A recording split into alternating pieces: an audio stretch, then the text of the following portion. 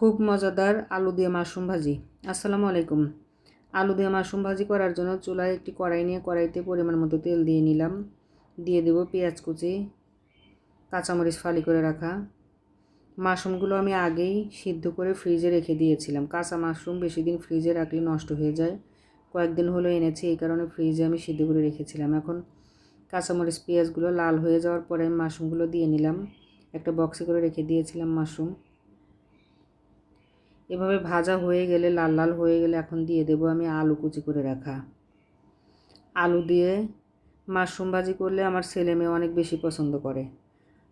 আমার সাথে ওদের বেশি পছন্দ এই জিনিসটা।